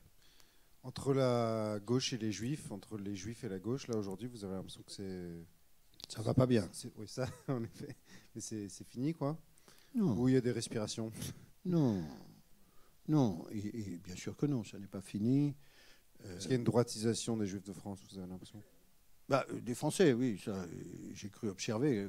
Quand on vous annonce qu'on va avoir un vote à plus de 30% pour le Rassemblement national, plus si vous rajoutez les autres à 40%, il n'y a plus de droite française. Ils sont à 6 ou 7%. On ne parle que de la gauche. Mais enfin, si vous faites le total, ils sont à près de 30%. Donc il y a une crise politique profonde. Il faudrait y répondre politiquement, car les gens ne sont pas non plus, ils sont pas dans les superstructures politiques. Ils ont des problèmes de vie quotidienne, ils ont des problèmes de valeurs à défendre, ils ont des problèmes... Bon, il faut répondre à tout ça. Alors, pour ce qui concerne le rapport entre les Juifs et la gauche, moi je pense que cette affaire difficile... d'abord, je vois plein de naïfs. On découvre qu'il y a un antisémitisme de gauche. C'est une plaisanterie, il a toujours existé. Les textes de Proudhon, les textes... Bon, donc l'antisémitisme n'est ni de gauche ni de droite, il est les deux. Bon. Alors, il y avait une vieille tradition néo-fasciste française qui était quand même plus... mais enfin, dans le mouvement ouvrier, c'est pas une nouveauté. Bon, c'est pas une nouveauté. Même Leroux, dont vous parlez, qui lui a été beaucoup reproché. Alors après, ils disent, oui, mais je prends les Rothschild comme emblème de... etc. D'accord, mais enfin bon... Je crois que même chez Jaurès, il y a des textes antisémites. Et il y a les deux, mais enfin, il y a très peu de chez textes. Tout le monde, en fait. Enfin, pas chez tout le monde, heureusement, mais enfin, beaucoup, on va dire, beaucoup. Évidemment. Donc cette affaire-là, on peut la mettre de côté. Je pense qu'à partir de la 2001-2002, quand il y a eu les événements, la gauche n'a pas pris la mesure. La gauche qui est au gouvernement, à la fin du gouvernement Jospin, on a eu un débat, auquel je ne ferai pas de révélation ce soir, mais un débat qui a été tranché, à mon avis, de mauvaise façon, sur le thème, vous savez, qui est un vieux thème qu'il faut que vous ayez en tête, chez un certain nombre de responsables politiques, qui est de dire, mais si on nomme, on va accroître le problème. Si on donne de la résonance. Bon, faux calcul, alors. À mon avis, ce n'était pas un bon calcul à ce moment-là. Les Juifs se sont sentis beaucoup abandonnés. Et c'est déjà, vous voyez, il y a 20 ans. Et après, les choses évoluent de façon difficile depuis un moment. De toute façon, vous savez, bon, vous êtes trop jeune pour ça, mais moi j'ai connu les responsables israéliens socialistes, les dirigeants Shimon Peres, etc. Bon, ce sont des gens qu'on recevait à Paris, au parti, qu'on voyait, etc. La politique israélienne a aussi évolué. Et les choses sont plus difficiles pour des socialistes, là-bas comme ici. Bon. Alors justement, je voulais terminer par Israël, le 7 octobre. Tout d'abord, est-ce que vous qualifiez de sioniste? Et si oui, quel type de sioniste? Bon, sioniste, oui, évidemment. Enfin, évidemment. En tout cas, pour moi, c'est une évidence. Votre mère ne l'était pas, par exemple?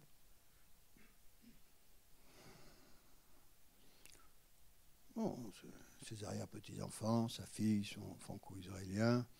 Je pense que ça ne faisait pas de sujet. Ça a été difficile pour toute une partie de la gauche française oui. de comprendre ça. Mais à la fois, c'est un peu ce que je vous disais, parce que je n'ai pas pu développer tout à l'heure, mais quand il y a 67 ou 73, oui. il ne dort plus. C'est comme à la fin de sa vie, quand elle dit « leur dites pas qu'on est juif Oui, ». On craint une deuxième choix à ce moment-là. Ouais. Donc, elle était juive. Maintenant, je suis sioniste, je me suis nourri, on en parlait tout à l'heure, d'un sionisme. Et ça, c'est toute la difficulté que nous avons apportée, nous, juifs français aujourd'hui, ou français juifs. Je me suis nourri aussi d'un sionisme qu'on dit culturel. C'est-à-dire que je ne peux pas m'abstraire. Si vous lisiez, mais je l'ai rapporté dans mon livre, les propos des rabbins pour le centenaire de la Révolution française, oui. Ce judaïsme porte des valeurs de paix, de justice sociale, de démocratie, etc. C'est aussi ça, notre judaïsme. Bon. Pourquoi j'ai tenu à faire publier en France La République des Hébreux d'Éric Nelson?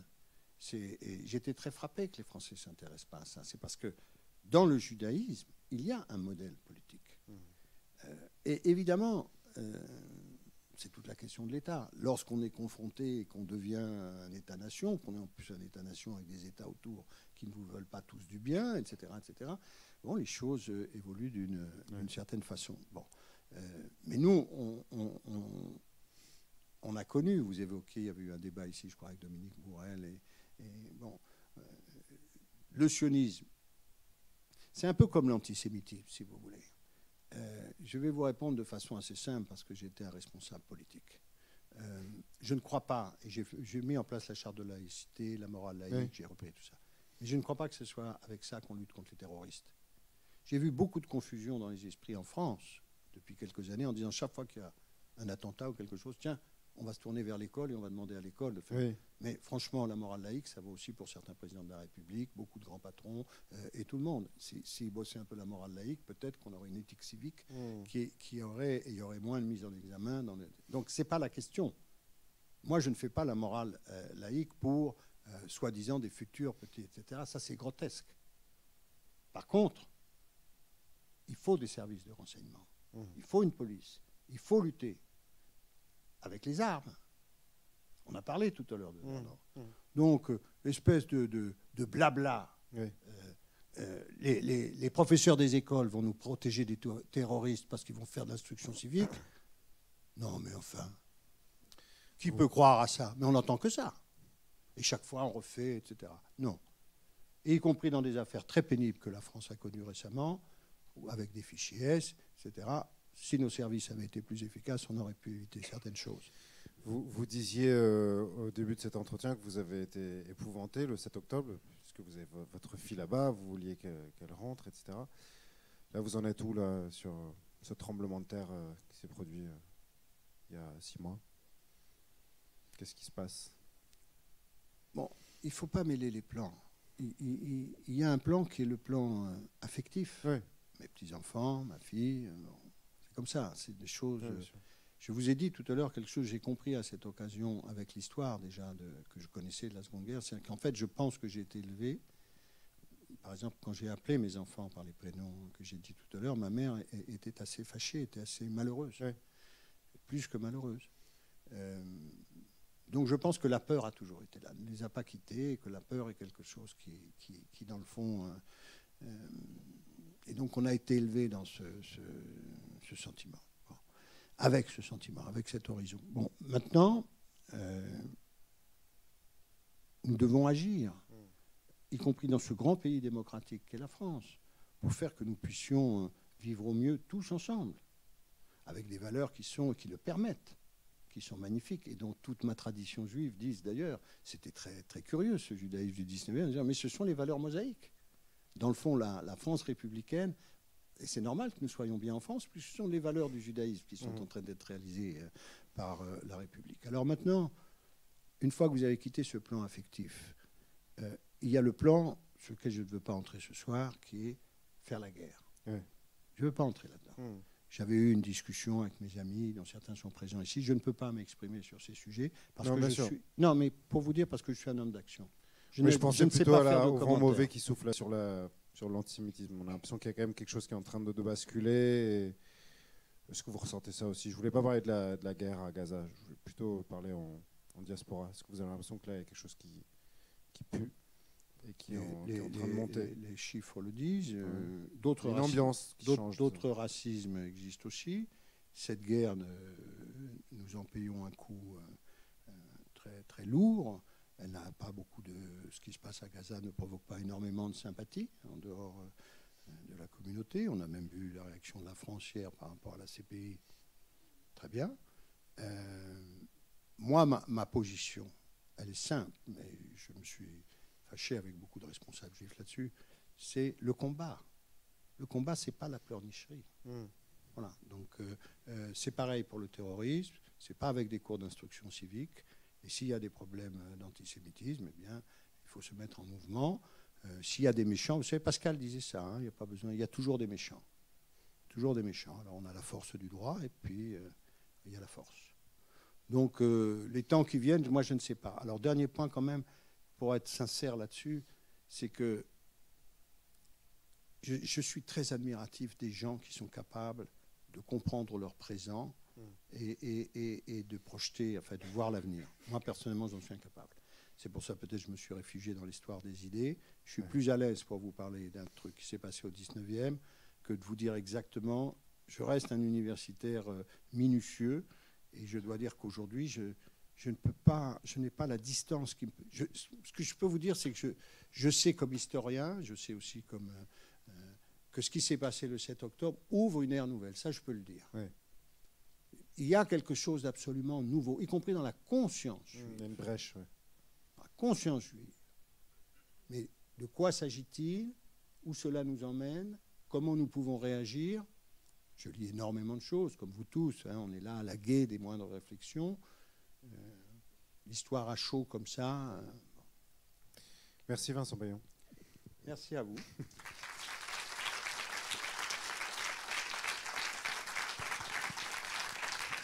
On va passer la parole à la salle s'il y a des gens qui ont des questions.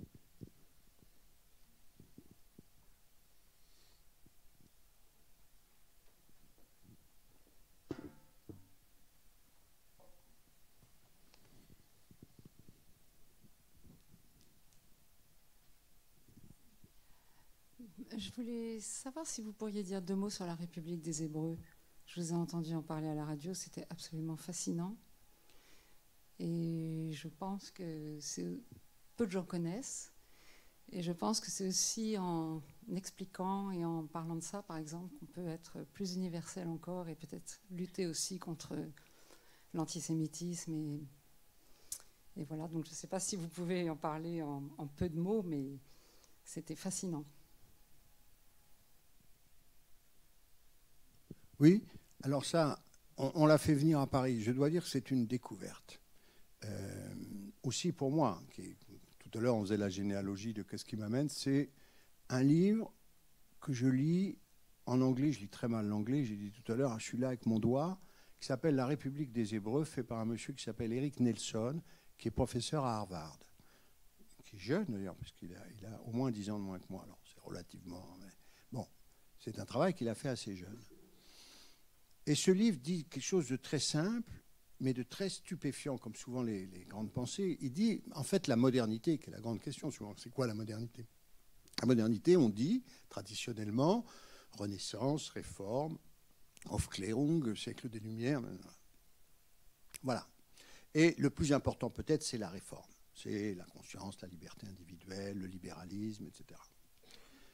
Et lui, il dit, mais en fait, ce qui s'est passé, et personne ne peut le contredire, ce qui s'est passé à ce moment-là, dans ce moment de la réforme, c'est qu'ils reviennent à la Bible hébraïque, et d'ailleurs, ils s'appuient sur beaucoup de... Et donc, on crée des chaires de lecture de Bible hébraïque, et qu'on recommence à lire la Bible hébraïque, et on découvre dedans un modèle qui va inspirer les révolutionnaires anglais, qui va, par l'Angleterre, alors maintenant on a de très bons travaux là-dessus, gagner la France, et dans le fond, qui est ce modèle qu'on a appelé de la République des Hébreux, qui il fait un livre vraiment à l'américaine, très efficace, très brillant, 3 parties.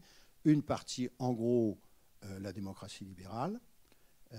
On n'est pas pour les rois, on est pour remettre en cause, pour discuter, les femmes ont aussi l'égalité, etc., etc. Bon. Deuxièmement, la justice sociale, la remise des dettes, l'idée que l'on doit s'instruire et que le partage de l'instruction est une façon de créer la justice, etc., etc. Bon, donc un modèle de justice très, très important, d'ailleurs, qu'avait gardé, c'est l'idée des prophètes. Donc Jaurès fait un grand discours, parce qu'on parlait de l'antisémitisme de Jaurès, en disant ce qu'ont amené les Juifs, pour Jaurès, qui est socialiste, c'est l'immense mouvement de justice qui vient du prophétisme hébraïque. Donc il y a un très beau texte de Jaurès qui dit ça. Bon. Et le troisième moment, qui est à mon avis un moment tout à fait extraordinaire, qui est la tolérance. Nous ne sommes pas un peuple prosélyte, on peut accueillir dans la synagogue des gens qui n'ont pas les mêmes pensées, etc. Donc l'ancêtre de la tolérance moderne. Donc en gros, il dit, la modernité, elle vient de la réforme, mais en fait la réforme, c'est un mouvement de retour à la Bible hébraïque. Et vous savez le lien entre les protestants et les juifs, y compris les prénoms, etc. Et en réalité, le modèle politique, c'est la République des Hébreux. Et la République des Hébreux, c'est cette République très moderne qui est à la fois démocratique, sociale et cosmopolitique et tolérante. Bon. Parce qu'il y a aussi cette idée de l'universel, c'est-à-dire du respect de l'étranger. L'universel, ça ne veut pas dire tu dois devenir comme moi. C'est une confusion que j'entends toujours aujourd'hui. C'est au contraire d'être capable d'accueillir les différences à égalité avec soi-même. Bon. Qui est une idée juive. Aujourd'hui, très souvent, j'entends un universel chrétien, un universel romain. C'est-à-dire, plie-toi à mon universel, mon particulier possède l'universel. Et toi, tu es un barbare, comme aurait dit Lévi-Strauss, tu n'articules pas ta parole, parce que tu es l'étranger. Le juif porte dans l'histoire, et c'est sans doute ce qu'on lui a reproché, le fait que l'étranger doit être considéré à égal avec soi-même, à égalité avec soi-même. Bon, voilà, c'est le modèle de ce monsieur. Alors, l'anecdote, parce que j'aime les anecdotes, vous me pardonnerez, c'est que moi, je suis démuni, je découvre ce modèle, et alors, c'est toujours ça, c'est très curieux. En ayant ce modèle, je relis mes classiques, dont Rousseau, que je connaissais très bien. Il ne faut pas dire ça, mais c'est vrai que je connais bien Rousseau. Et je n'avais pas vu que Rousseau fait allusion à la République des Hébreux. Ce modèle est prégnant chez beaucoup de penseurs républicains. Et évidemment, Salvatore le reprend. Donc c'est cette modernité, dans le fond, la modernité est juive. Et on voit bien d'ailleurs tout ce qu'il peut y avoir de moderne dans cette façon de présenter le judaïsme et les questions que ça pose aujourd'hui. Donc voilà, c'est ça la République des Hébreux. C'est ce modèle très ancien qui va être matrice de la modernité.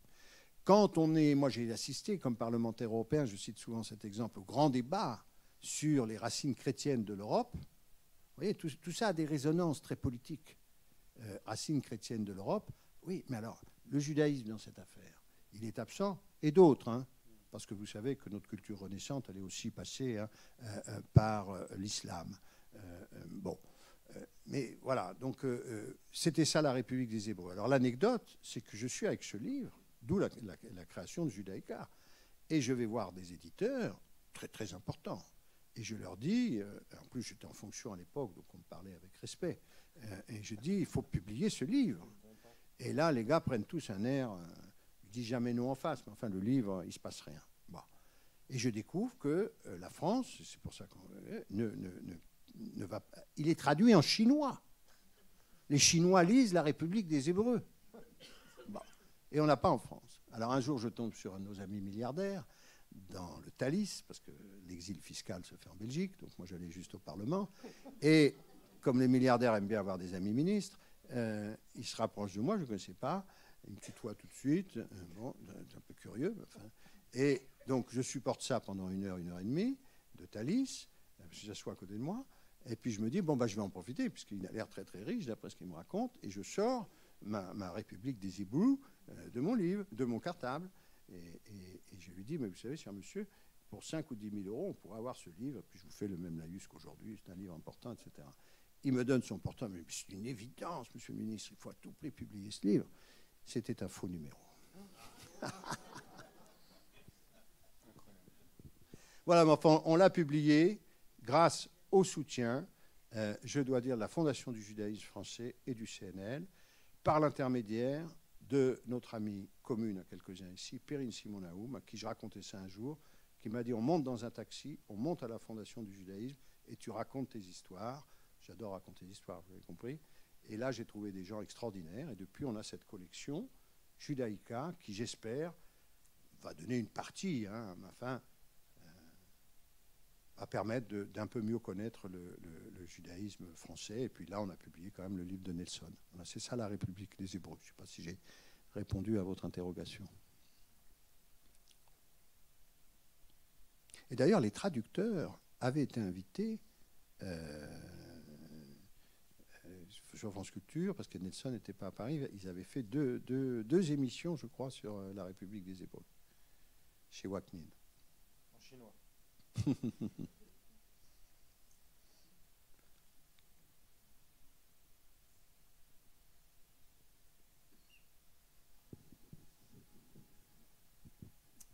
Bonjour. Merci d'abord de souligner que c'est encore important d'être socialiste et surtout pour avoir un peu fréquenté M. Emmanueli, même de loin, on sait ce que c'est d'être socialiste. Non, c'était une question, alors sans rentrer dans sa vie personnelle bien sûr, mais comment vit votre fille en ce moment en Israël ? Écoutez, elle ne m'a pas mandaté pour raconter sa vie, mais elle vit, elle élève ses enfants et elle fait ce qu'elle a à faire. Après, ce que je crois, parce que parlons plutôt de la société israélienne, la société israélienne, aujourd'hui, quand on est, mais ça doit être le cas de beaucoup d'entre vous, en tout cas de beaucoup de gens en France, est une société qui est, comment dirais-je, comment on dit quand on est sidéré? Après, on vous annonce une maladie grave, vous êtes dans un état. Donc, on continue comme dans ces pays. Il y a comme on dit ce mot horrible aujourd'hui, résilience, c'est-à-dire on va à l'école, on va faire ses courses, on fait les fêtes. Il y a eu les fêtes de Pâques. Bon, très bien. Et puis, on sent que quelque chose de très lourd pèse. Je pense qu'on sous-estime en plus la crise qui arrive, qui est une crise politique évidemment, hein, sécuritaire évidemment, mais qui va être une crise économique aussi sur le tissu israélien. Les choses vont être sans doute compliquées dans les temps qui viennent. Après, les gens qui ont choisi, mais vous le savez, donc je ne dis que des banalités, les gens qui ont choisi de vivre là-bas ont choisi pour des raisons qui ne les amènent pas à partir. Maintenant, je vais vous dire, j'ai eu récemment une discussion avec une amie qui est partie vivre en Israël il y a très longtemps, qui est assez connue, je dois dire, mais je ne dirai pas son nom. Je suis rentré les larmes aux yeux chez moi, parce qu'elle m'a dit, elle est beaucoup plus sioniste que moi, elle est partie vivre en Israël, ses enfants sont nés là-bas. Elle m'a dit, si ils revotent une fois pour ce gouvernement ou les autres, je quitterai Israël. On commence à entendre, j'ai une amie israélienne qui ne veut pas rentrer, israélienne, hein. Donc il faut mesurer comment cette société aussi, là, moi je ne sais pas écrire l'histoire au présent, hein, l'histoire, mais il se passe des choses en Israël et dans des radicalisations aussi, par ailleurs, d'une violence. Voilà. Donc je crois qu'en fait on ne sait pas très bien ce qu'on vit. Déjà ici on ne sait pas très bien ce qu'on vit, mais alors là-bas c'est encore plus complexe. Après il y a les tâches urgentes. Je ne suis pas sûr d'ailleurs que la prise de position de la CPI à ce moment-là, en plus de la France, soit très intelligente par rapport à la vie politique intérieure israélienne. Oui, bonsoir. Quand vous avez annoncé à votre père que vous étiez socialiste ou que vous encartiez, il a été choqué par contre, pardon. Je voulais savoir, quand votre fille vous a fait part de son désir de faire son alia, est-ce que vous avez été choqué? Alors, bon, d'abord, elle a fait les choses progressivement. Donc, j'ai eu le temps de m'acclimater. Enfin, un premier séjour, puis un deuxième. Mais plus sérieusement, c'est une des choses, on est fait comme on est fait. Moi, je suis simplement un historien des idées. Et l'historien des idées, c'est une chose, que disait mon maître Merleau-Ponty et quelques autres, c'est que ce sont les rejetons qui engendrent les pères. Autrement dit, il faut que vous ayez des interprètes pour exister. Et c'est ces interprètes qui vous font vivre. Nous le savons quand on est des historiens des idées ou de la philosophie. Moi, je suis engendré par mes enfants. Donc, ce qu'a fait ma fille, c'est qu'elle m'a donné quelque chose qui compte peut-être dans le livre dont on parlait avec M. Honigman tout à l'heure. Ma fille, mais pas seulement à moi, à toute la famille, à sa grand-mère. C'était sans doute plus troublant pour ma mère que sa petite fille aille en Israël. C'est une des choses qui me fascine sur l'accélération de l'histoire. Je vais sortir le livre de Paul Heimann sur les Juifs d'Alsace. Mon grand-père et mon arrière-grand-père est grand rabbin de Mulhouse. Mon grand-père fait ses consultations en yiddish, connaît l'hébreu, etc. Bon, très bien, fils de rabbin. Ma mère ne sait rien de tout ça. Après-guerre, et il y a les mariages mixtes. Mais sa petite fille habite en Israël. Nous sommes sur un espace de 3 générations. Je suis élevé par une grand-mère qui me raconte l'affaire Dreyfus, la peur qu'elle avait quand on cassait les vitres de sa maison. Et je peux transmettre à des enfants qui sont tout petits aujourd'hui. Donc on est au 19e siècle, des enfants qui vont vivre, j'espère, jusqu'à la fin du 21e, peut-être 22e, par la culture orale. C'est très troublant. Et c'est très troublant sur l'histoire des Juifs et des Juifs de France. C'est très troublant. Tout ça va à une vitesse. Donc je pense que moi, j'ai un peu le maillon intermédiaire. Non, ça m'a beaucoup apporté. Mais, bon, vous savez, Bachelard disait, un bon cours, c'est un cours où vos élèves vous ont appris quelque chose.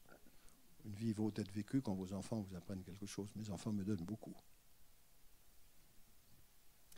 Bonsoir, merci beaucoup, premièrement.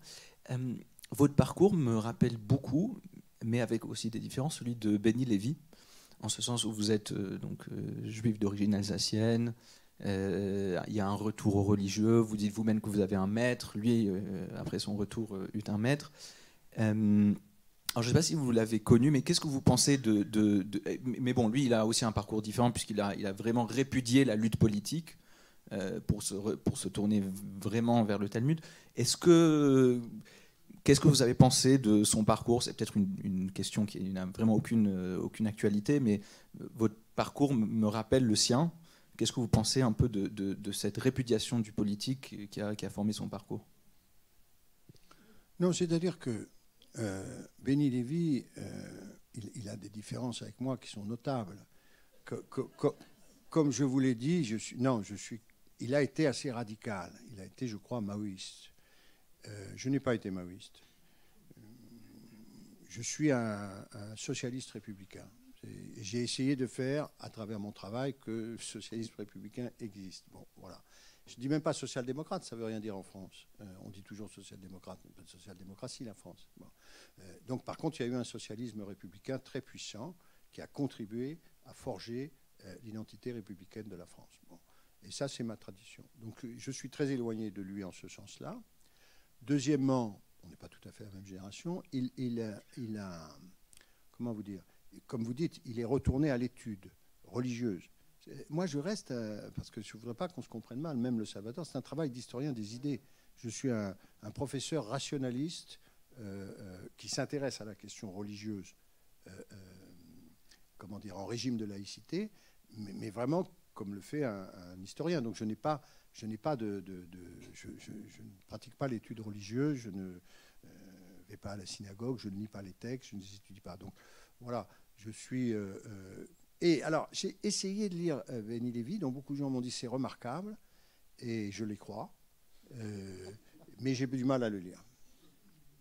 Et ça fait partie de mes faiblesses. Peut-être parce que, vous voyez, on peut évoquer Jean-Pierre Vernant ou une école française. Je ne prétends pas du tout d'ailleurs, et j'aimerais écrire avec la limpidité avec laquelle ils écrivent, mais c'est pour moi... dire des choses très complexes avec des phrases très simples et très compréhensibles, ça c'est l'esprit.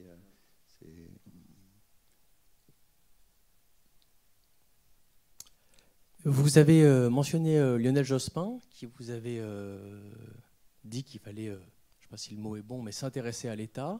Il y a quelques jours, il y a quelques semaines, il était à la radio et il comparait sa génération au sens politique et au sens culturel des gens qui sont au pouvoir et des générations qui ont une appétence pour le pouvoir aujourd'hui. Et je me demandais, à la fois en vous écoutant et en écoutant Lionel Jospin, est-ce que vous avez l'impression que l'époque elle permet encore à des gens qui ont des aspirations politiques d'avoir une culture classique, d'avoir une culture comme celle que vous avez pu définir, où il y a à la fois une connaissance philosophique, historique.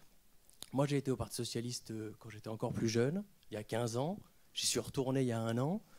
Je suis content de retourner dans des réunions où je trouve que les gens ont bossé les sujets, ils ont lu des rapports, ils connaissent des chiffres, la loi, etc.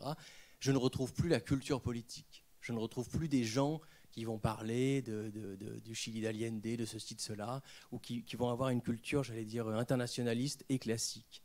Donc, est-ce que, voilà, c'est une question un peu large, mais est-ce que ça vous semble encore possible d'avoir des gens qui veulent le pouvoir et en même temps qui ont pu faire l'effort d'avoir ces cultures classiques?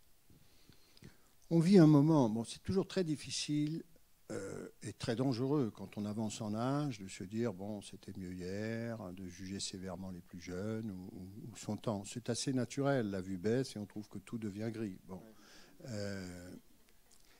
Donc j'ai beaucoup de mal, et c'est pour ça que je m'exprime très peu, à beaucoup de réticence à juger. Je préfère donner, si vous voulez, c'est un peu comme les critiques, ils choisissent de faire que des critiques de bons livres que de distribuer des mauvais points. J'ai regardé ce que disait Lionel Jospin, je le partage. C'est une affaire compliquée pour nous, parce que, évidemment, mon sentiment, c'est qu'on a vécu un moment populiste de désaveu du politique. Le politique tel que je l'avais compris, ça n'était pas notre métier, nous avions des métiers. On nous a dit que ce sont des politiciens professionnels. On a travaillé pendant des années. Avant, c'était le cas de Lionel Jospin, ça a été le mien, c'était le cas de la plupart des gens avec qui j'ai travaillé.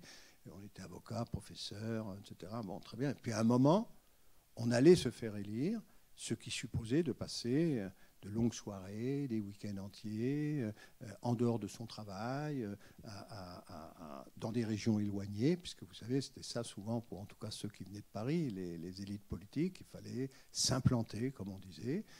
Et c'était une école extraordinaire d'apprentissage de la démocratie, de capacité d'entendre tout le monde, le producteur de maïs, l'infirmier, l'ouvrier de la verrerie, de les recevoir. Et on se formait comme ça, et dans le même temps, on avait des discussions dans les cercles politiques qui effectivement étaient avec des gens d'une expérience et d'une qualité qui, moi, m'a surpris quand je suis arrivé là-dedans. Parce que je suis arrivé là-dedans en étant un professeur de philosophie, travaillant sur Merleau-Ponty avec un cartable. Et je suis arrivé, on évoquait Henri Emmanuelli, dans le bureau d'un président de l'Assemblée nationale qui était un homme assez étrange. Quelqu'un lui avait dit, il y a un gars qui connaît à peu près bien les débats de la Première République, etc. Et il voulait écrire un livre sur cette Première République, avec un point de vue politique, mais disons en se mettant un peu dans le débat Furet-Agulon de l'époque. Et il me dit, et moi j'arrive, je n'avais jamais vu un député de ma vie. Je ne savais pas ce que c'était. Alors un éléphant socialiste, c'était, et je suis reçu par un type d'une simplicité, j'espère avoir été après aussi libéral dans ma vie que cet homme qui me dit, voilà, j'aimerais parler avec vous. Ah bon, ben, parlons. Mais j'ai cours à 8 heures, là. J'étais prof à Nanterre et à Neuilly, j'avais 2 postes. Et il me dit, non, je veux que vous restiez. Ah bon? Mais moi, je ne peux pas, j'ai des cours à faire. Non, je vais vous dire. On me dit que vous travaillez aussi sur Claude Lefort, Merleau-Ponty, le politique. Là, vous allez être dedans. Vous êtes à l'Assemblée nationale, vous regardez pendant 1 an. Je ne vous emmerderai pas. Vous aurez un petit bureau sous les toits, mais vous avez un badge, vous passez. Vous regardez, ça ne va pas durer longtemps, on va perdre des élections. 1 an. Il me dit ça. Il me dit, c'est très intéressant pour un prof de philo de voir ce dont vous allez parler dans les bouquins que vous allez écrire sur le politique.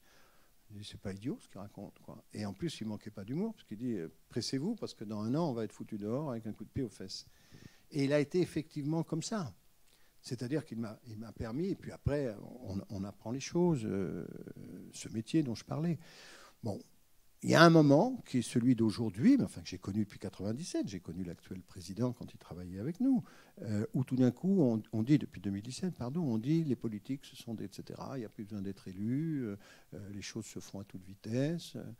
Bon, le poids des médias aussi est quelque chose d'invraisemblable. Quand de façon un peu curieuse, mais pour témoigner d'une certaine façon, je suis revenu faire la primaire en 2017, après être parti plusieurs années, j'étais encore parlementaire européen, mais j'étais prof, donc j'étais à nouveau dans mes recherches. J'étais incapable de parler. Alors, on m'envoie dans des émissions sur la 2. Regardez comment je parle aujourd'hui, je ne finis pas mes phrases. Alors, les gens, ils découpaient les trucs qu'ils envoyaient. J'avais un buzz, comme on dit, c'est ça, parce que je ne savais plus du tout m'exprimer. Parce que ce n'était pas la même langue. Et on vous découpe les trucs, on les envoie, on ne peut pas. Et donc, si vous voulez dire les choses. Et d'ailleurs, j'avais fait le test, puisque j'avais eu un buzz terrible après une émission, je crois, le Petit Journal ou quelque chose comme ça. On m'a dit, c'est quoi la différence entre la gauche et la droite? J'étais parti sur la notion d'égalité. En disant, oui, les différents combats, ceux que je me donne à moi, je pense que les autres doivent l'avoir. Alors, ça peut être le mariage pour tous, ça peut être la sécurité sociale. Ça me semblait un modèle. Et donc, dans le fond, ça se décale dans l'histoire. Et quand vous regardez la droite d'hier, dans le fond, a adopté les positions de la gauche. Bon, on voit comment des choses qui étaient combattues, alors l'esclavage, et je prends ces exemples. C'est là qu'on me fait le coup. Ce type pense que les Noirs, je n'ai même pas compris. J'ai dû parler trop vite, comme je fais là. Bref. Le lendemain matin, je vais à une émission sur Public Sénat, parce que tous mes conseillers me disent, oh là là, il faut éteindre l'incendie. Bon, on refait des émissions pour éteindre l'incendie. Moi, généralement, je le rallume dans ces cas-là. Bon, et je dis, mais Victor Schellcher, il siégeait où dans l'hémicycle? Et je vois que les 4 qui m'interrogent ne savent pas de qui je parle. Et je me dis, mon vieux, il faut prendre ta retraite. C'est foutu. C'est foutu. Il y a un truc qui est foutu. Il y a un truc qui... On est dans un autre moment. Alors, qu'est-ce que c'est ce moment? Parce qu'il voulait que je parle de Mélenchon, donc je vais lui faire plaisir. C'est un moment, et la démocratie, elle a toujours eu ce problème. C'est un moment démagogique, c'est un moment populiste. Je me souviens... J'ai des liens avec Jean-Luc Mélenchon, très anciens, évidemment, comme tous les dirigeants du Parti socialiste. Mais le désaccord profond dont vous voyez les conséquences aujourd'hui, et que les gens ont oublié, parce que là, il a refait gauche, etc., c'est le moment populiste, où il fait un choix du ni gauche ni droite, comme l'actuel président et comme l'extrême droite. C'est son vieux thème. Ils sont tous sur le thème ni gauche ni droite. Et Mélenchon a commencé sur ce thème, quand il lisait Chantal Mouffe, etc. Et je me souviens d'un voyage en Thalys avec lui où je lui ai dit, ça, tu vas mordre le trait. Et depuis, il n'a cessé de mordre le trait. Mais il n'est pas le seul. C'est peut-être le plus visible pour certains d'entre vous, mais il n'est pas le seul. Voilà. On va s'arrêter là pour ce soir. C'est la consigne qu'on me donne. Merci à vous.